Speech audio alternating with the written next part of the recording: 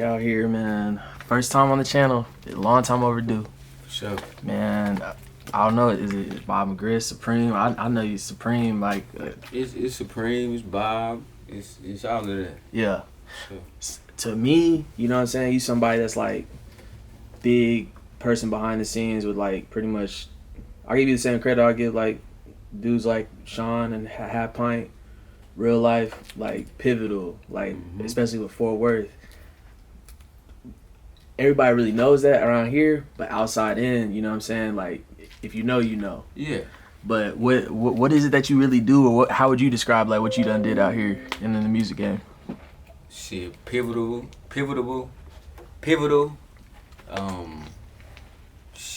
Like being from Fort Worth, man, they don't really expect us to do anything.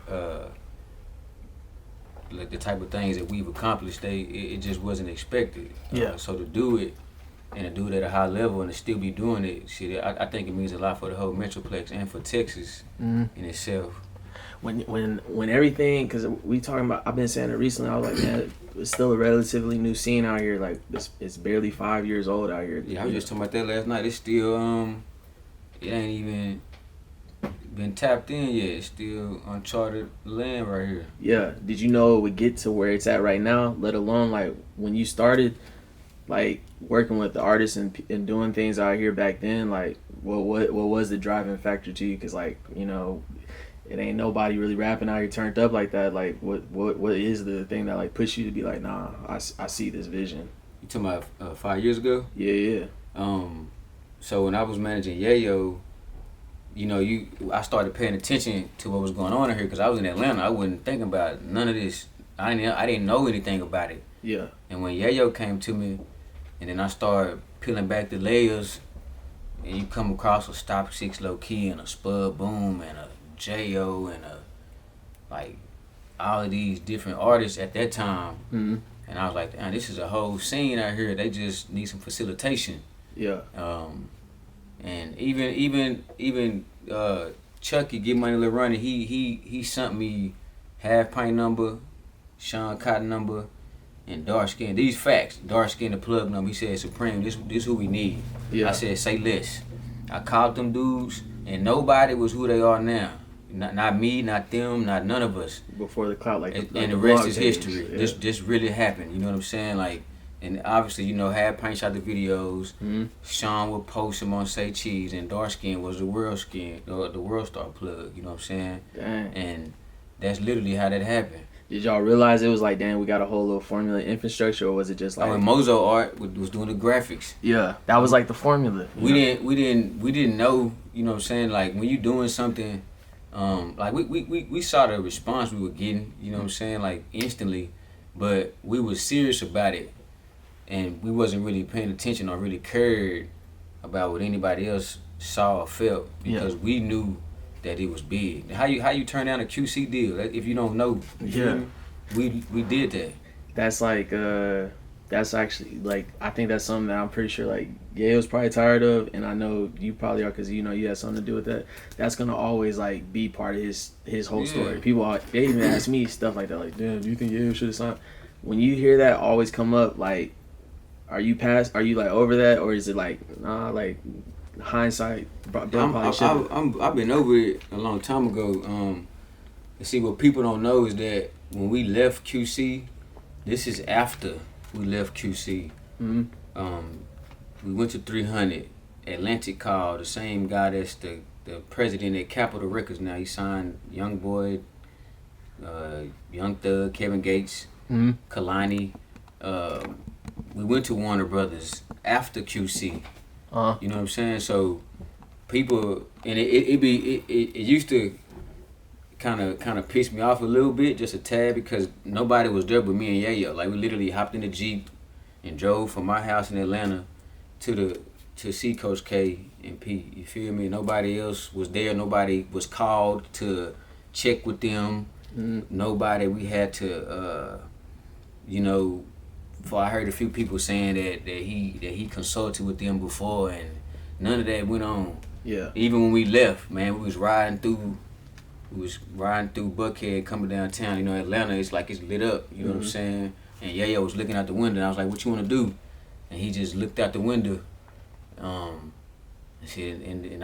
we just left it at that, you know what I'm saying? But we bumped into them at the South by Southwest, and it was still all love. They were still trying in, but it was like, you know, it was a, you know, because you know they really liked Yayo, you know, and we liked them too. Yeah. So it wasn't no like, nah, we ain't signing, ain't no shit like that. It was just like, you know, we knew what we was going to go do. Yeah. You know what I'm saying? So I didn't talk to Yayo about it like on and off camera. We ain't really talk too much about it, but I brought up like the thing that people used to say in the streets and just like music, like behind the scenes. They used to be like, "This sounds crazy," but you'd be able to debunk the myth. Niggas used to say like it was around the time when like obviously Baby, Lil Yachty, and all that stuff, and they pretty much say that they took the spot that Yayo would have had. Some people say they wanted Yayo to be like commercial like Yachty and do different stuff, and he's just too street. What's the truth to it? So this is the facts. P didn't like Yayo. Coach K was in love with him though. Like, and Coach K is like, dude, that like tapped him like, was it Jeezy or Gucci? Like, yeah, that's Coach K. Okay, you feel me? You really don't see him, you know, but people that know. But P, I'm not gonna say he didn't like Yayo. That wasn't his thing. The type of thing that was coming from Fort Worth, Yayo. P saw it and he saw the potential in it, but he didn't really jump to it like Coach K. He that was his guy. Yeah, he so believed in it. Yachty had came around. I remember P sent me Yachty stuff. I was in Red Lobster parking lot on Camp Creek. He sent it to me, and it was just so different from Yayo. I was like, he wanted to sign both of them, you know. But Baby wasn't even there. He wasn't even around yet. He might have even still been locked up. Dang. He wasn't even around yet. So this is like Migos maybe before Bad and Bougie, or like around that time before they really took off crazy? Yeah, before that, bro. I was standing on the corner eating fish with Quavo, and he was telling me a story about when he was telling Yayo, I'm LeBron James, you Stephen Curry. You know what I'm saying? He was like a joke though, like, yeah. So not like, nah, man. None of that stuff be true, man.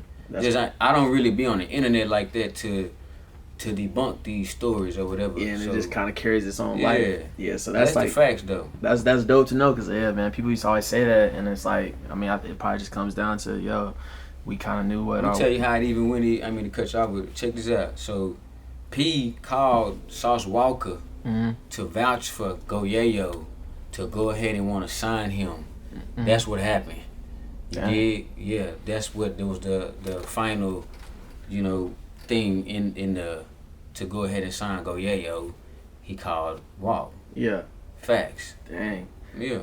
And so one of the things I did an interview, I said, man, bro, like, you're supposed to be like in LA and Atlanta and stuff, and pretty much, this is years ago. Like, I'm sure he's wiser, but 2-3 years ago, he said in the interview, he's like, man, I just never really wanted nobody to say they ran me out the city type stuff, so that's why I'm still out here type stuff. And that mindset, that kind of is like all the rappers out here's mindset for the most part. It's only a couple that done slid out. They go to Houston and stuff, but for the most part, everybody's. Do you think that stuff like hurt Yayo, or is it like, nah, he had to be out here to become what he is to out here, because he's kind of like a legend? It of course it hurt him, and it helped him. You know what I'm saying? But it was kind of like, okay, hood fame. All right, well, that's what you got now. Hood fame. Yayo is a superstar. So you have stars and you have superstars. He is a superstar from the city. So I never felt like he should have been here or spent as much time as he did here. I didn't agree with that at all. He'll tell you that. You know what I'm saying? He would come to Atlanta and stay, but he would be out here more. And you know, people make their own decisions. You feel me? Yeah.